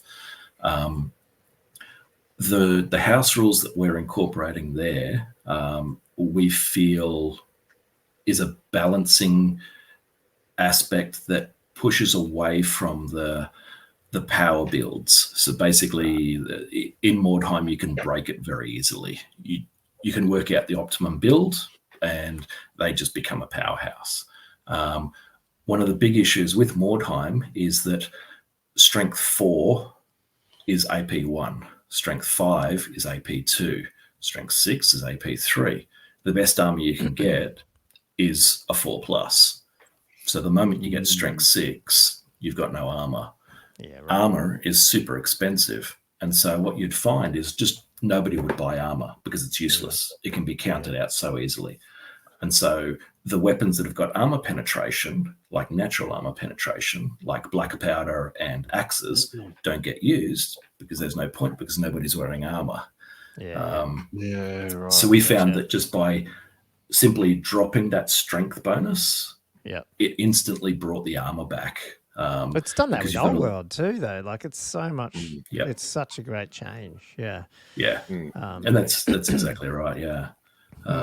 So they're just very small modifications, just to balance things, like the two-handed weapons. That's another thing. Every a warrior starts with a dagger for free, and basically the standard thing would be you arm them with a dagger and a sword, and you get 2 attacks.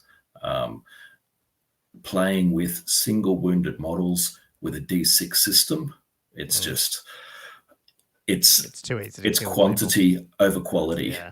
The more attacks you can throw at somebody, the more chance you're just going to knock them down and kill them. No, cool. That's this is I mean, I knew you were running this, and I got this pack from you the other day. When was it? Yesterday or something? It's only just starting to. I'll admit it. It's hitting me on air, like how cool this would be to run and be involved in, and quite excited to see. I see what you're saying. Like, this is fairly new, at least for Warhammer Fantasy, based around the fact that it hasn't been here for bloody whatever it is, 6 years or whatever. Is it? How long has it been gone for? 5, 6. So this narrative, man, I would love to see. I don't think it was around even back when fantasy was active. This kind of thing. This is the thing. Like, I don't know. In my head, and it's wrong. It's been like tournament games or fluff games. Yeah. Whereas this is not really that. It's still fluff, but it's actually just. I really wouldn't feel organized fluff. Yeah, I wouldn't feel any different going through this 2-day tournament. I feel like I'd come out the other end and go, that felt like a tournament, even though it wasn't like, it's not the 20-0 sort of tournament type thing, which I think is what you're trying to get to. Like, because that's because you're not getting the competitive aspect. That's not where you draw your satisfaction from it, like on a personal level. It's just they're playing games, socializing, getting stories out of it.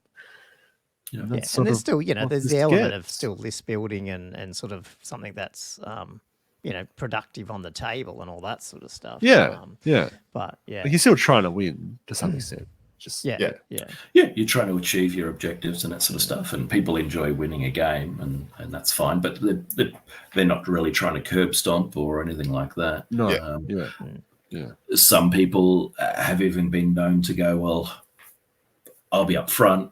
I've already scored my objectives. How are you going with your objective? You looking good? Do you want to call it? We'll go down for a beer. It's like, well, but we've kind of both. We've got what we set out to do. Yeah. The armies aren't there to actually kill each other. They were there to do objectives, which their commanders have done. Why waste the men? Let's kind of call a truce, gentlemen's agreement. Let's go have a beer. Our bloody Baron's up in his castle telling us, fuck that. We're not. That's right. For him. He's already got his. Let him come down here. Got his Pegasus. And, But yeah, you're right. There really wasn't anything prior to kind of this a decade ago. The narrative events have become, and I guess you could nearly link that to the growth in popularity and acceptance of Dungeons and Dragons and role-play games.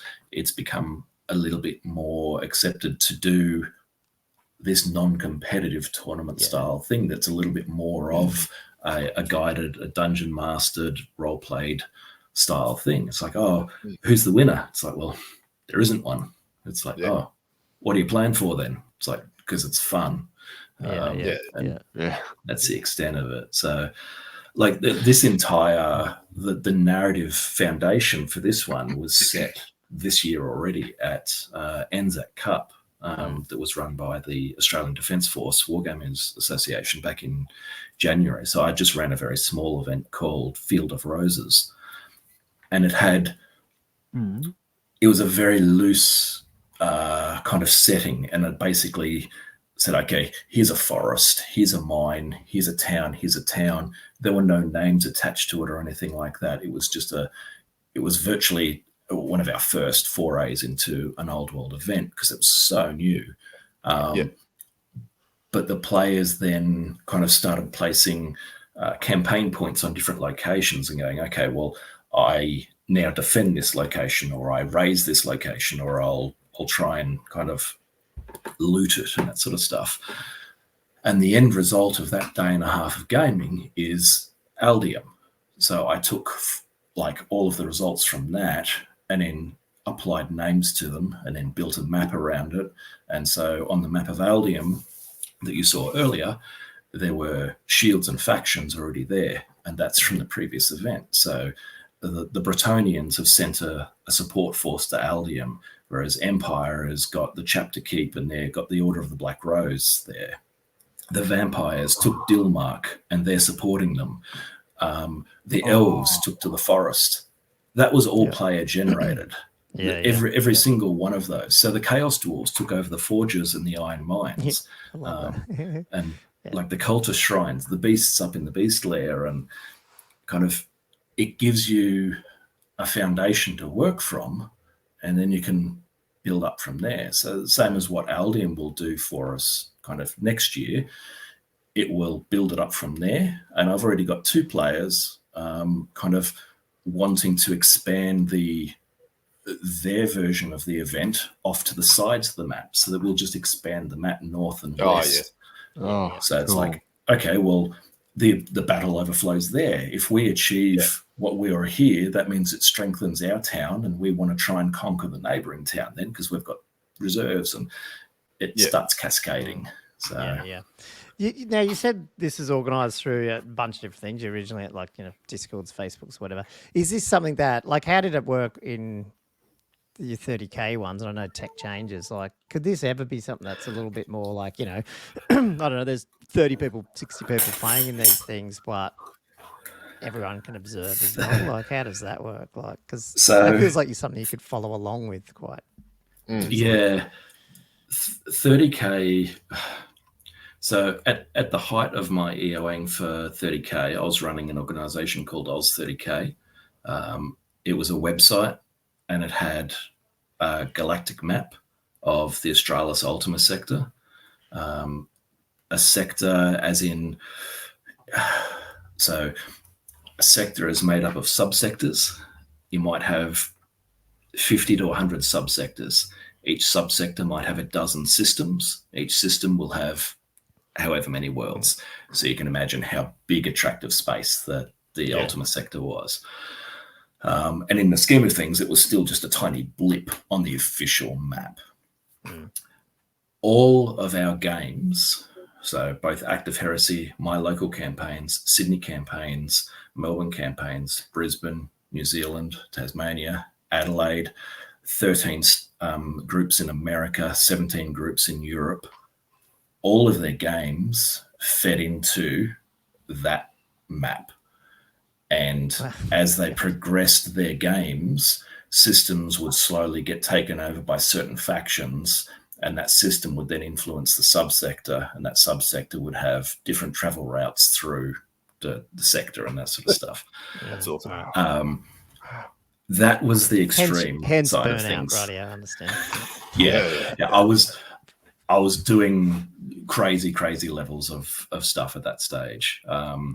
I think the Oz 30K page is just about to fall. I stopped paying for the hosting. If you look it up at oz30k.com is what it was, aus30k.com. It might come up still. I don't know. I stopped updating it a while ago. Right. Oh, yeah, no. If I get... machine will do it. Yeah. If I get motivated enough, I've already got a wiki up and running, mainly for the heraldry, because I did it all through MediaWiki.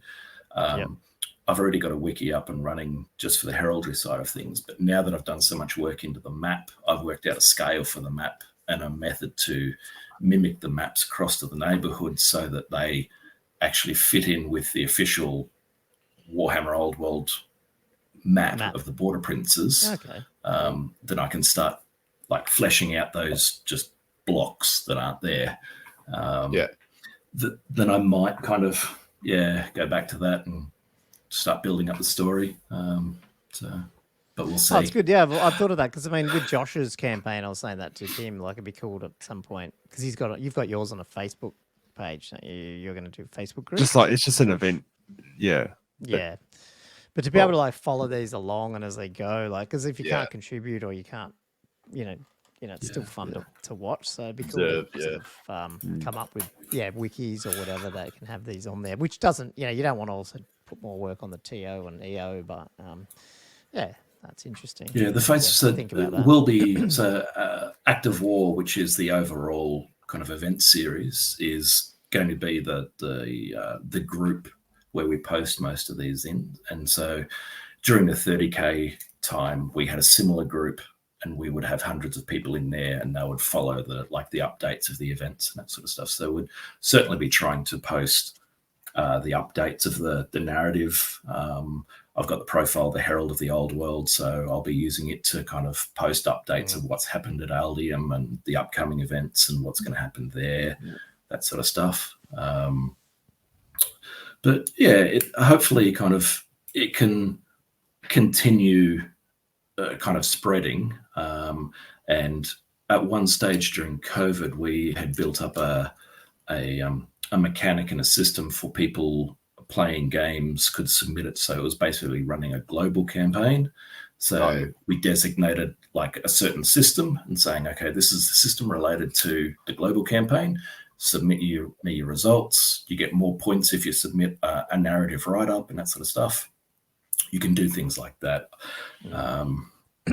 But yeah, it's early days yet. I don't want to. It's all good. You mentioned the heraldry, and we probably divorced. should touch on that before we close it out. But talk about the heraldry a bit here, because I gave those badges to Josh too, by the way. So big thanks for that.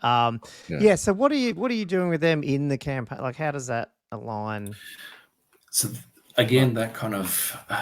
I was, before even my tabletop gaming, I was a book herald within a medieval recreationist group. So I would help people create heraldry and proper following the rules of heraldry with the tinctures and the divisions and that sort of stuff. So it was something that I was passionate about.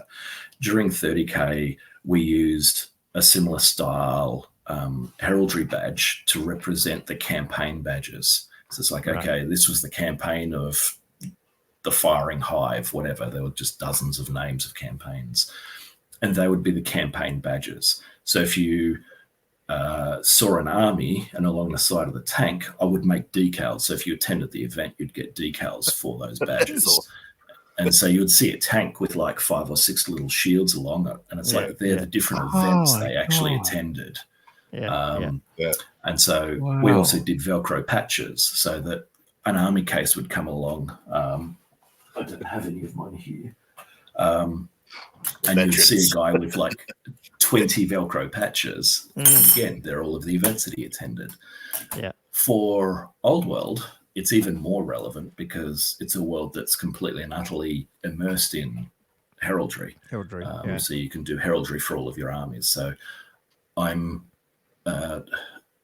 strongly encouraging all of the teams to come up with some heraldic devices.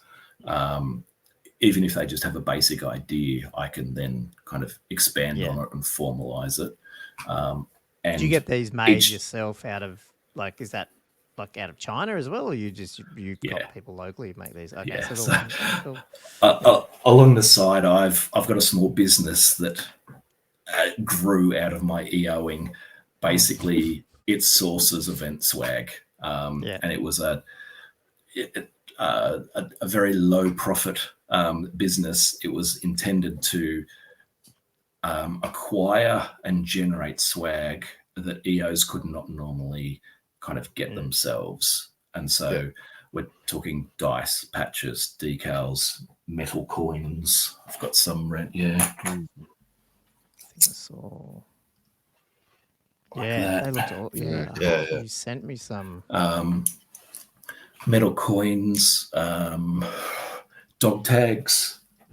So we'll print kind of dog tags up, that sort of stuff. And so the patches. No, the man to talk to now, that's for sure. I mean, we did know this, but it's good to know now, seeing more specifics. I'm like, this is incredible. And some of the magic cards and like similar thing in 30K, I had deployment cards.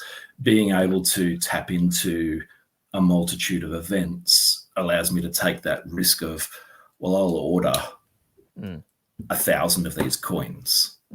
I'll only use 300 of them, but then I know enough other EOs that can use them that will make it financially viable. So rather than $20 a coin, they only cost $7.50 a coin or something like that. So it becomes a little bit more affordable.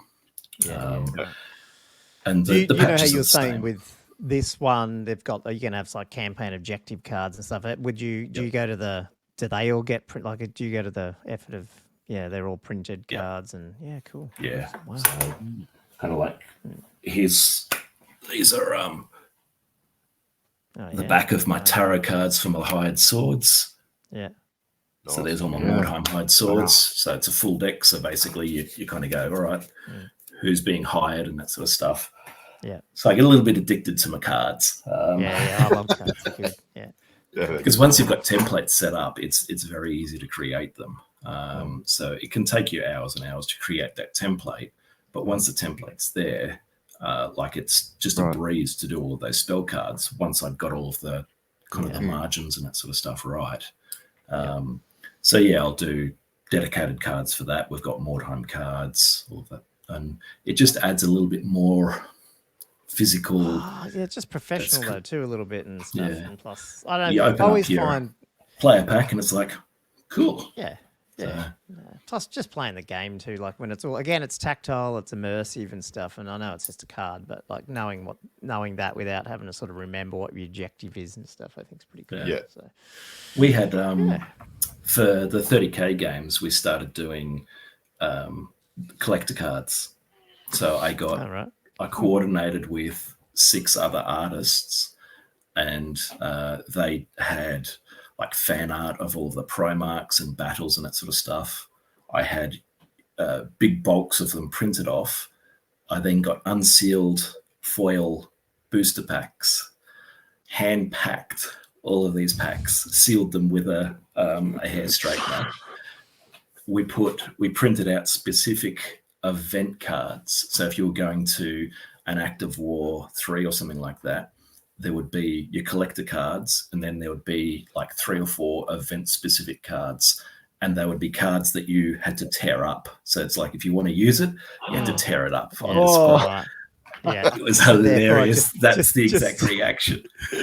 But it was crazy. People loved it. So people were trading the cards because they were like, "Oh, I've got 2 Horaces. Can I get an Emperor?" and all of that sort of stuff. And after the games, like into the evening at lunch, over dinner, and people were like trying to collect cards, and it was really good. And it got a heap of fan artwork out there and that sort of stuff. And but the reaction of, well, if you want this reroll, you have to tear the card up. Like, what? So it's like, God. I love it. So there'll be a similar function in Mordheim and that sort of stuff. Like you might find a little artifact or a treasure, and the only way that you can use it is tear the card up. So, I like seeing the pain on people. It's the EO's got to get some enjoyment out of the running of the event as well. If you're not playing, so you go around and just drop fireballs everywhere, or people love that. Obviously, love the swag you're making so much that they actually don't want to wreck it. So that's cool. Yeah, that's cool. Awesome. Anyway, I don't know. Is there anything else you wanted to cover with that particular tournament that's coming up in January? Like, how are you going with sign-ups and all that, and where do they go for all that sort of stuff? I mean, we links later, but we accept teams, or we were accepting team sign-ups. So we sold out at the end of the start of this month. However, we held one team in reserve for you guys. But as you said, you guys weren't able to attend. So people watching, listening to this, there is one team available, which I haven't actually put up for, like I haven't announced that we've still got one team left. Gotcha. So Awesome. if there is a group of players out there listening, first, then. Okay. Then 2 Old World players, 2 Mordheim players. Okay. The emphasis is, though, a group of mates. And it might sound mean if you're new to the hobby and you only have like 1 or 2 friends in the hobby, or you don't even have any friends in the hobby. But as I said earlier, half the enjoyment of these big narrative games with a team focus is actually going along with your mates as part of your camaraderie. Yep. There are enough other, in my opinion, events around the traps that people can attend. If you're not part of a group, kind of get out there, kind of meet other people. Yeah. Yep. And then the next time one comes along, you could have a group. But at this point in time, we really want kind of a group of people who know each other to sign up as a team. So, yeah, if there is someone kind of 2 Mordheim players, 2 Old World players, you can swap. So the Old World players can play Mordheim on day 2 and vice versa. So you're not locked in. Yep. You can swap around as much as each time. Each team just needs to put up 2 Old World players and 2 Mordheim players each round. Yeah. That's it. Yeah. Awesome. I think, 2,000 points for Old World, fully painted. 500 gold coins for Mordheim, fully painted. So it's like Mordheim is a dozen models at most. It's $90 a player, so $360 for the team. That's 2 full days of gaming, a hell of a lot of swag, and gaming all day and well into the night. So and meeting up on the Friday. I think you said there's some access on Friday night as well. And so we'll be setting up the tables Friday. People normally kind of get there and start chatting and do casual games. After the formal games is finished, as long as people put tables back together, then people are allowed to just do casual games, that sort of stuff. There's a few prizes. There'll be like best player voted and that sort of stuff. But as I said earlier, there's no podium finishes. There won't be any rankings, nothing like that. Most of the money goes back into the swag. So there's a fair bit of content in the swag. So everybody gets something good. Something. Yeah. Do you find the factions have got like a bit of a... Is there much of a sway? Like, do people tend to be more order or... let me have a look. Order, or did you sometimes have to kind of sway people to, we need some more bad. Clearly, you want it kind of because of the way this is set up, we don't need even teams for order or disorder. Yeah. So 2 order teams will be fighting each other because basically you got to think about it that. For example, one order team might be from Stirland and they're trying to expand their elect accounts kind of sphere of influence, and another team is from Bretonia. So they're both order, but they've got completely conflicting motivations. And so they can fight against each other, no worries at all. As for the actual breakdowns, we've got order, order, disorder, disorder, order, order, order, disorder, order, disorder. It nearly seems to be a clean split, 50-50. and there's one chaos. So, so in that way, it's pretty good in that you could have 9 order teams. But all that means is that those, like in the overall scheme of things, the factions of the order will probably get dominance in that region. But there isn't any coordinated good versus evil. It's still all individual factions within that motivation. So those factions are more like motivations. So order wants to try and spread into the borderlands and annex the area. So they're Bretonia, they're Dwarf, they're Empire and that sort of stuff. They want to control it. Marauders are more independent rulers who are wanting to break away, set up their own little fiefdom, and then Chaos just wants to destroy everything. I like that how you had that in there. Because I was wondering that with Josh's one. It was like, Chaos should just be around. Like people should there should be some armies that actually don't have a territory and they just go around killing people, basically, or very temporary territories. I've got a number of those teams that they just want to run around and just raise everything. So if they win, half of Aldium is just going to be destroyed. But that's what it is. So that's the fun thing. Whereas 30K was obviously a lot different. You had the loyalists and you had the traders. And so, yes, when we were doing tickets for teams for that, it was 6 teams of loyalists, 6 teams of traders. It's like, I'm sorry, loyalists are full. You can either play trader, you can play or you can go a on the trader waiting as list. another one, though, couldn't you? Like you could be Sons of Horus as a loyalist, for example. Yeah, most of the time you could swing over to the other side easy enough. But because these events are organised so far in advance, it normally gives the player base 9 months to organise. So most of these events will normally have tickets go up May and then be sold out by June, because you've got a reasonably small player base, only 48 to 72 players, but they're passionate about it. And they want to lock themselves in. Yeah. And how do you go with dropouts and stuff? Is it just very, very rare? Or that's where the teams come in very useful. So as I said earlier, I like teams.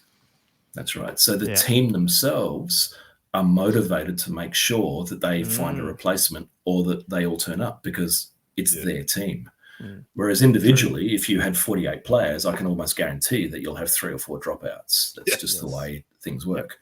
With teams, you won't have any dropouts because the team will be 1 player down and they'll be screwed. So if one of the players can't make it, they will find a replacement, or they'll come to me and go, look, we're struggling. And then I'll have, I've got half a dozen backup players who are local who can just kind of slot in if need be. So, that's a really good point, actually. I didn't even think about that. Yeah, because I only played on one team before, but exactly right. Yeah, it just sort of stops it. It's another reason why we should be doing more team events.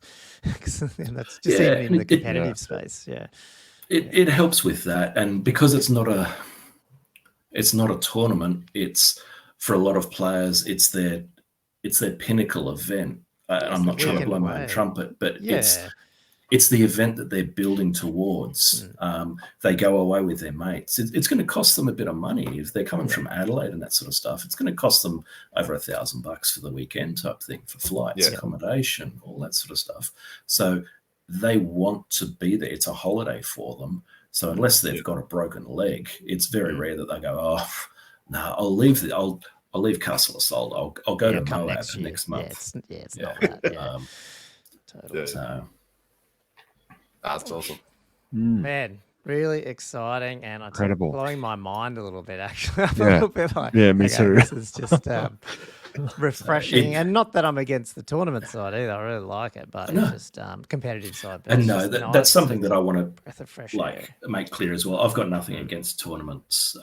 There's tournament players, there's narrative players, there's everything in between. Every event is worthwhile because it's serving the community for players who want to play in that mindset. For sure. What's important once you get narrative events running is to be very, very clear about what the intent of the event is. That's why I constantly post and say that there are no podium finishes, there are no rankings. Straight off the bat, the hardcore tournament players are no longer interested. If all they want is a podium finish and rankings, this isn't the event for them. And there's nothing wrong with that. It's like, this is a completely different type of event. There's people that cross over in both camps and that sort of stuff, and that's okay. Well, I know that this is a narrative game. I won't take my triple dragon 4 level 4s or anything like that. I'll take this other random list that I've been making with allies and some mercenaries and have a laugh. So it's and that's what we had to do with 30K quite a lot, is be very clear.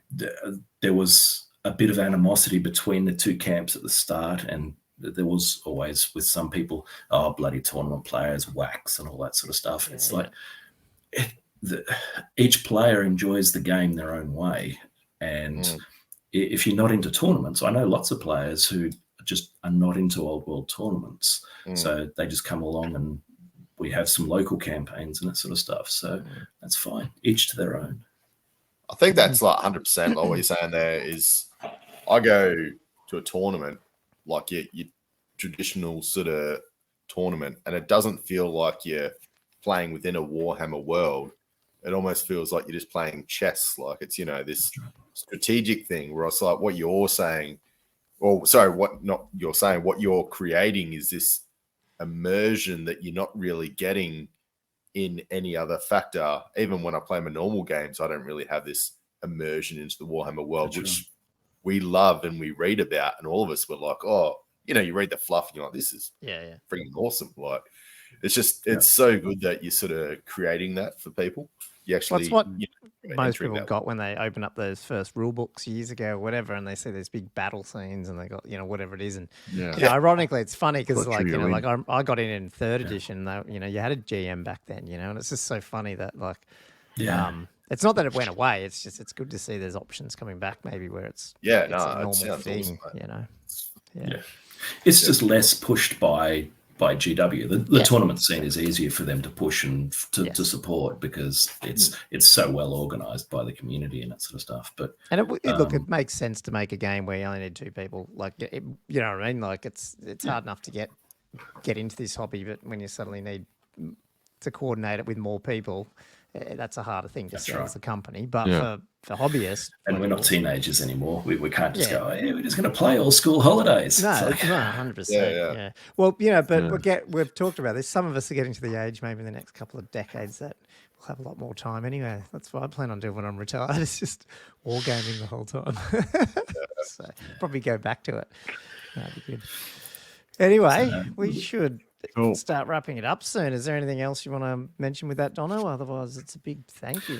No, I think that's good. It's sorry, if anyone is interested in trying to put a team forward, then reach out to me either on Discord, Dono, Herald of the Old World on there, or just contact Gamo or Andrew or Josh, and they can kind of put you in contact put some with links me. in the show notes and your Discord links and stuff. Definitely push that for you, and we'll get that extra team. Awesome. Yeah, it's such a shame we couldn't. I mean, I'm glad I got a better excuse for not going, because if I told you on this call, sorry, I'm going to CanCon, that would have been fucking horrendous. What a little old way, except none of us played Mordheim. Well, we'd have to find. We could learn in that time. We'd have to learn. Yeah. I was about to ask that. Like, outside of that, though, is CanCon, is there a tow event at CanCon already even announced yet? I suspect Ben will probably run something. So he's definitely the passionate. So he's the middle ground. So he's not a hardcore tournament player, as you guys will have found. He just likes running events and just kind of getting the community up and running and that sort of stuff. So he's running events kind of at the Raiders Club. He's running them at Ronin. I think he'll be running them at Jolt. So I strongly suspect that come CanCon, once they start taking event submissions and that sort of stuff, he'll get when was that? Because Josh, you did it last year. It was later in the year. I can't remember. Not far from now. Like it was. I was going to say it's going to be soon. Okay, so it might start popping up. Okay, interesting. Cool. Okay. Well, there'll be more. Yeah. If January goes off, there'll be more. And there's a strong group of players in Sydney, so most likely there will be an active war spin-off event in Sydney. I'm trying to. There's a group of players, about 8 of them in Melbourne, Josh, that kind of trying to start put kind of feelers out and start gathering a narrative community there. More than likely it'll be House of War, or I can't remember the other one that they frequent. And there could be a spin-off event there. But the aim is, so throughout 2025, Canberra will be the first. Then there'll be one in Sydney, Melbourne, Launceston or Hobart, and Adelaide. Wow, it's such an ambitious project. So much bigger. I don't do things by halves. I get addicted really, really badly. Sound like a wargamer. Yeah. Awesome. My hobby is EOing.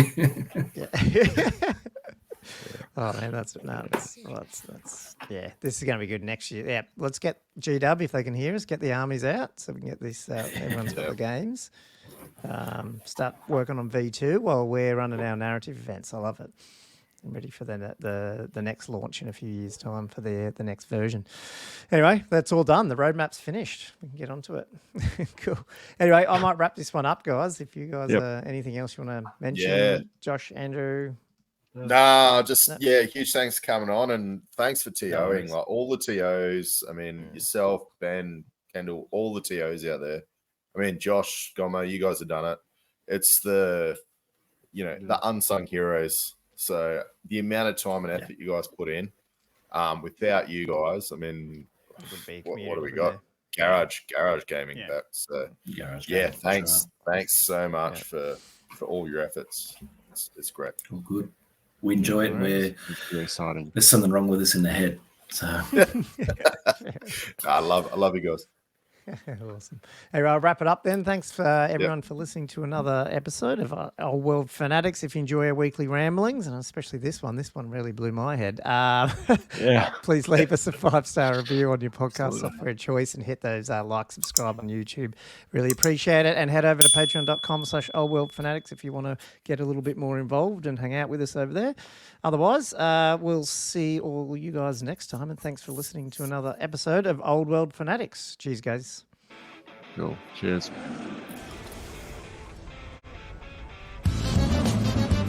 Go dance around.